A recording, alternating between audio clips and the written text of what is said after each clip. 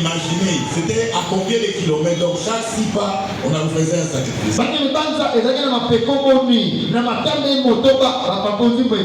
Ici, quand on nous demande de contribuer, nous commençons à revenir. Nous commençons à vérifier si l'argent ne va pas dans la poche du pasteur. Bien aimé, David avait créé des conditions de bénédiction. Lui, chaque fois qu'il faisait 6 pas, il offrait un sacrifice.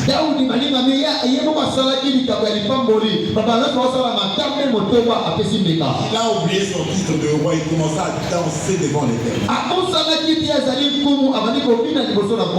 Et à l'approche du palais royal, sa femme Milka, qui était la fille du roi Saoul, et elle a vu comment son mari se trémoussait devant d'autres servantes.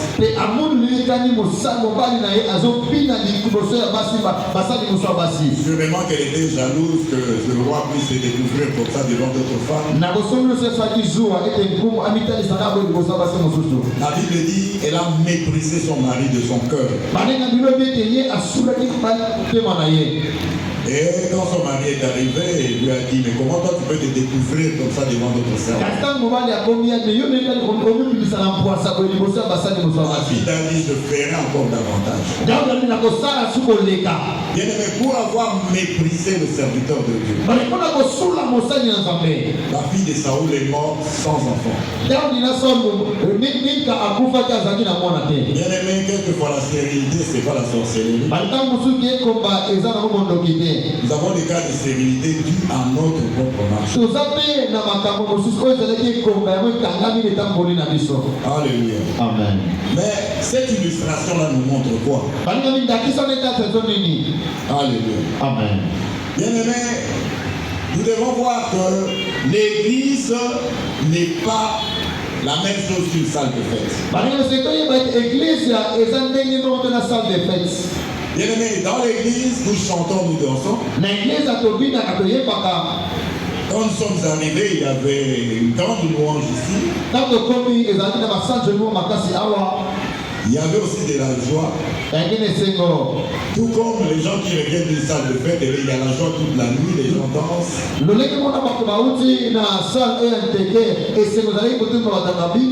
Mais la différence c'est quoi? Lorsque nous chantons, nous dansons à l'église, c'est devant la présence de Dieu qui va nous faire du bien.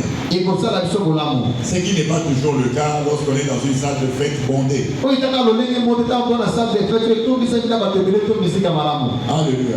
Amen. Et la Bible dit que lorsque les enfants de Dieu sont réunis en son nom, eh bien, il y a la présence de Dieu.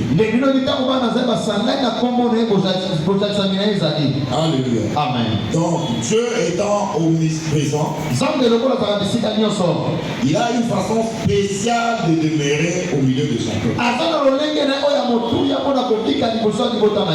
Alléluia. Amen. Dieu est partout, mais devant la présence de ses enfants, eh bien, il se manifeste d'une certaine manière.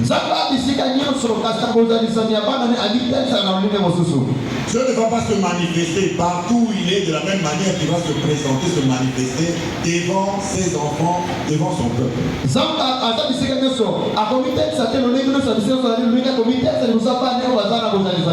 Et David avait besoin, il est devenu roi, mais il avait besoin de cette présence parce que cette présence de Dieu était représentée par l'arche de l'Éternel.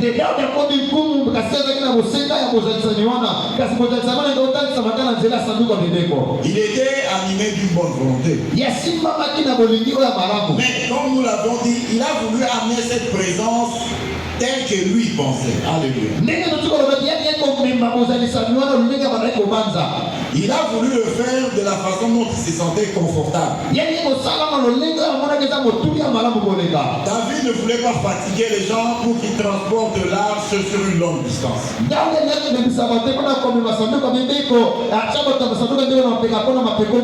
David voulait mettre tout le monde à l'aise. On amène l'arche mais que les gens ne se fatiguent pas. Mais ça a engendré un problème. Le fait de chercher la présence présence de Dieu, pas selon la volonté de Dieu, mais selon mon pensée à nous, ça a provoqué la mort de Uza.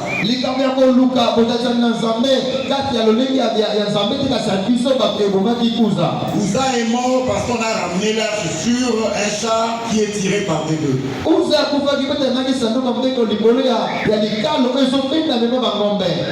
Bien aimé, le Dieu que nous servons, c'est un Dieu amour. Mais, moi qui étant amour, à un certain moment, il devait un lion.